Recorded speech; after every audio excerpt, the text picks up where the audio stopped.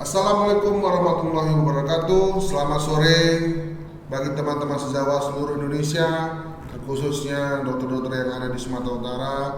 Kali ini PDI Sumut akan membahas di materi di podcast kali ini dengan tema peran komunikasi bagi dokter.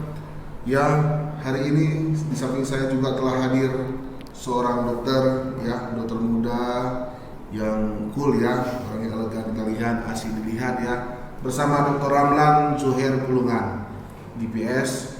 Ya, mungkin Dr. Ramlan bisa memberikan sedikitlah sepatah dua kata, sekaligus memperkenalkan diri dokter lah. Ya. Mungkin dokter silakan. Ya, Assalamualaikum warahmatullahi wabarakatuh. Perkenalkan, nama saya Dr. Ramlan Zuhair Pulungan, Certified Public Speaking. Jadi saya adalah seorang dokter dan juga seorang trainer untuk di bidang public speaking dan juga di bidang pendidikan. Dan sekarang saya sedang bertugas sebagai seorang dokter dan juga seorang trainer mengisi berbagai training dan juga pelatihan-pelatihan. Itu dokter ya. Oke, terima kasih dokter. Oke dokter, kali ini kita akan membahas tentang peran komunikasi bagi dokter ya. Iya dok. Kira-kira dokter, apa sih pentingnya komunikasi dokter? Ya, peran komunikasi itu untuk bagi teman-teman kita dokter ini. Mungkin biar paham juga manfaatnya sebuah komunikasi yang baik. Mungkin dokter bisa menjelaskan kepada teman-teman kita yang ada di rumah. Ya, teman-teman sejauh semuanya, pastinya kita ketahui komunikasi tidak lepas dari keseharian kita. Kita berinteraksi dengan orang lain butuh komunikasi. Dan komunikasi ini tidak hanya komunikasi verbal ya. Jadi komunikasi adalah hubungan antara kita dengan orang lain, gimana supaya orang lain itu benar-benar paham apa yang kita sampaikan. Nah, sebenarnya komunikasi ini adalah sebuah seni, dok. Seni ya? Iya, sebuah seni dalam menyampaikan sesuatu supaya orang lain itu mengerti atau memahami apa yang ingin kita sampaikan. Ya, dan ketika kita sebagai seorang dokter, kita kan bakal berinteraksi kepada pasien contohnya, atau kepada sesama dokter atau kepada masyarakat. Ya, kita untuk memberikan pelayanan yang baik ya, pelayanan apalagi mungkin ketika kita pelayanan primer ya di masyarakat, kita benar-benar harus memiliki skill komunikasi yang baik supaya pasien kita dapat memahami apa yang kita sampaikan, mereka juga bisa berkomunikasi dengan baik dengan kita bisa memahami betul apa yang mereka inginkan, kita juga bisa memberikan sesuai apa yang mereka inginkan juga, seperti itu. Mungkin dok, ini bisa saja saya ambil sedikit ya kesimpulan juga ya, bukan sebuah kesimpulan sih. Pada intinya berarti prinsipnya komunikasi itu adalah bertujuan untuk menimbulkan saling pengertian mungkin dokter. Iya, saling pengertian benar. Bukan suatu persetujuan mungkin dokter ya. Iya, betul. Oke, dokter. Kira-kira dokter ada tidak ya bagian-bagian daripada ya mungkinnya komunikasi itu ada, apakah bagian komunikasi efektif atau komunikasi bagaimana dokter? Mungkin bisa ditambahin sedikit dokter. Ya. Jadi sebelumnya sebelum saya bahas tentang komunikasi lebih lanjut, kita sebagai dokter yang bekerja di layanan primer, pastinya kita harus mengetahui ya ada 4 karakteristik pelayanan ya. Ada 4 karakteristik. Iya, 4 karakteristik pelayanan disingkat dengan 4C. Yang pertama contact ya, first contact, kemudian yang kedua komprehensif, kemudian yang ketiga continuous. Yang keempat adalah kolaboratif. Iya, jadi pelayanan yang komprehensif itu adalah ketika kita benar-benar bisa memberikan pelayanan promotif, kemudian kuratif, kemudian juga preventif, paliatif dan rehabilitatif. Ya, jadi kita benar-benar harus memberikan pelayanan yang seperti yang tadi disebutkan. Nah, supaya kita bisa memberikan pelayanan seperti yang tadi, yang 4C tadi, kita benar-benar harus punya skill komunikasi yang baik. Ya kan? Tujuannya apa? Tujuannya supaya pasien itu dapat memahami apa yang akan kita sampaikan dan pasien juga kita juga bisa memahami apa yang disampaikan oleh pasien, seperti itu. Berarti itu fungsinya juga sebagai untuk menghindari daripada sengketa medis dokter. Benar, mungkin banyak sekali. Sekarang kasus-kasus yang ada ya teman-teman sejawat dan praktek ya, baik di FKTP maupun di FKTL.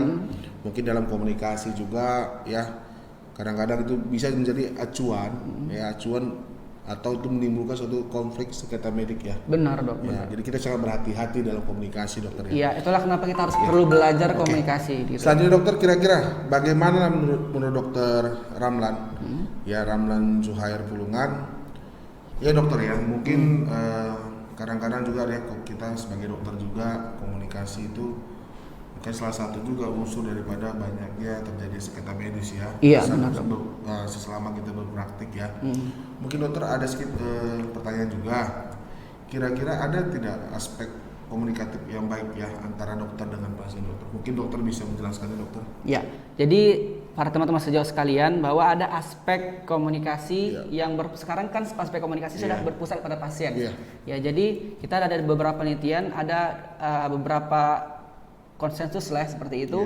Ada beberapa, ada 6 poin nih yang diberikan di penelitian tersebut, bahwa kita itu benar-benar harus memanfaatkan komunikasi dengan baik. Yang pertama itu tujuan kita, kenapa kita harus komunikasi dengan baik itu, yang pertama untuk memperkuat hubungan atau fostering the relationship.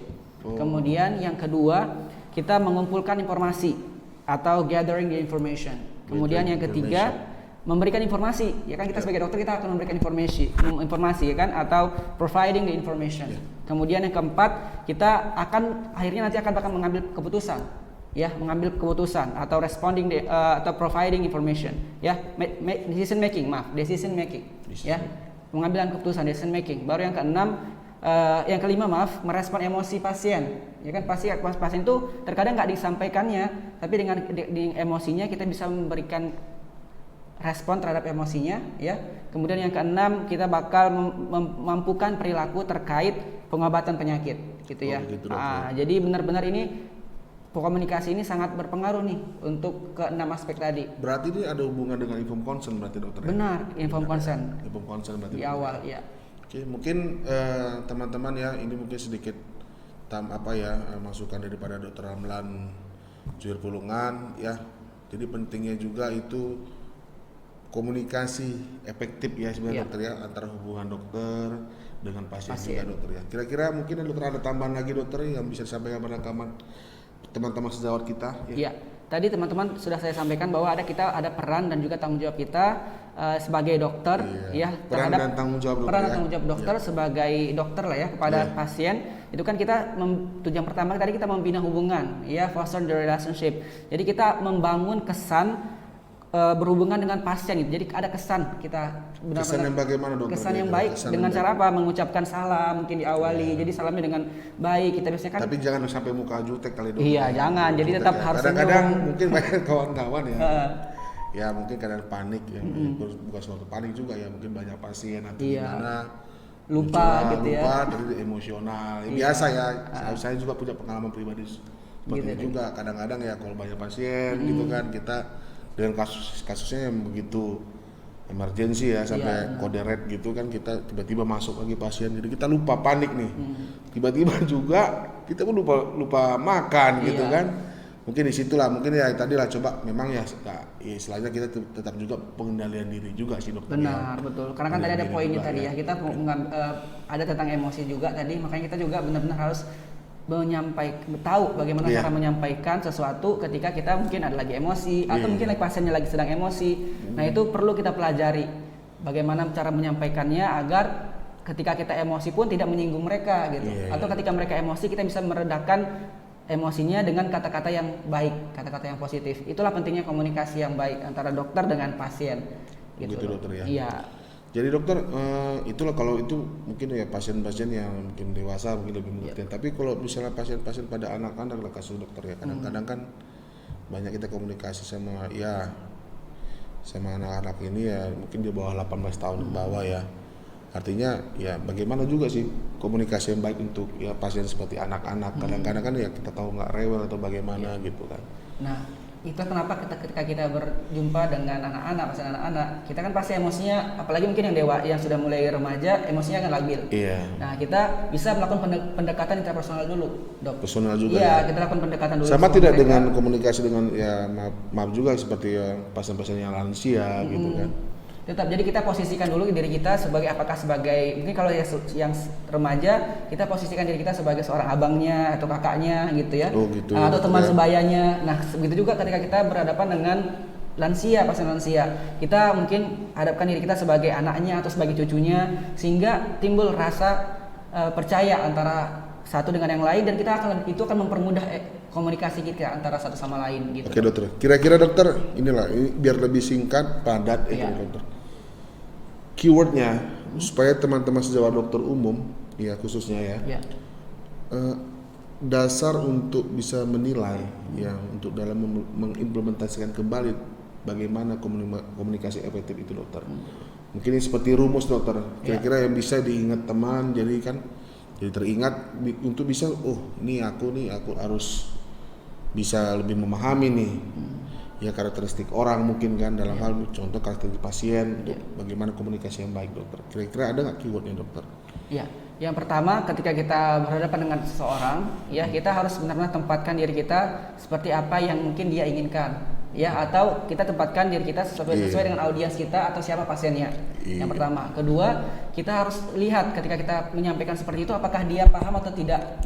Ya kita lihat dari mimiknya atau dari tanggapannya atau responnya, raut wajahnya, respon dia. Nah ketika mungkin tidak mengerti, kita bisa menggunakan bahasa-bahasa yang awam atau bahasa-bahasa yang mudah dimengerti. Nah itulah kenapa kita juga harus memahami istilah-istilah yang awam yang bisa dipahami oleh masyarakat juga gitu. Kemudian ketika kita menyampaikan juga dengan nada dan cara yang baik juga.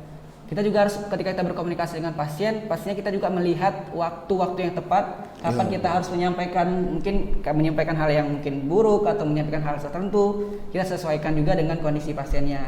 Dan yang nggak kalah penting juga dok, karena kan ini komunikasi antara seorang dengan orang lain ya, dokter dengan pasien. Ya, komunikasi itu kan tidak hanya secara verbal dok ya. Jadi kita benar-benar harus melihat respon dia seperti apa. Ya kan, apakah dari gerakan dia atau mungkin dari mic dia seperti itu. Nah itu kita harus merespon dan peka terhadap istilahnya timbal balik dari pasien kepada kita gitu dok. Jadi bisa saja juga dokter ya, dengan gerak-gerik kita sebagai dokter juga bisa jadi salah tanggapan pasien juga ya. Itu apakah itu termasuk dalam komunikasi dokter? Betul, karena komunikasi seperti saya bilang tadi tidak hanya sangat verbal. Jadi komunikasi kita dari cara kita istilahnya kita berhubungan dengan dia, dengan kita juga melakukan sesuatu, misalkan melakukan penerasan ataupun treatment gitu ya. Nah itu kan juga bakal termasuk dalam segi komunikasinya gitu. Oke dokter, mungkin itu saja dokter yang bisa dokter sampaikan ya. Oke teman-teman sejawat semuanya, ya mungkin sampai di sini ya pembahasan podcast kita ya. Nanti kita akan bertemu di materi selanjutnya, dan dokter Ramlan Zuhir Palungan tadi akan juga membawa podcast selanjutnya tentang topik yang kedua mungkin dokter ya. Iya, kita bakal lebih bahas lebih dalam lagi tentang peran komunikasi bagi dokter. Bagi dokter ya. Terima kasih teman-teman yang sudah menonton, dan jangan lupa bagi teman-teman sejawat dokter, bila menyukai materi ini jangan lupa like dan subscribe dan share sebanyak-banyaknya kepada teman-teman dokter ya. Iya benar. Akan membangun daripada channel PDI Sumber Dokter ya. Iya, kita harus mendukung channel seperti ini ya dok ya. Terima kasih dokter. Ya. Selamat sore. Assalamualaikum warahmatullahi wabarakatuh. Waalaikumsalam.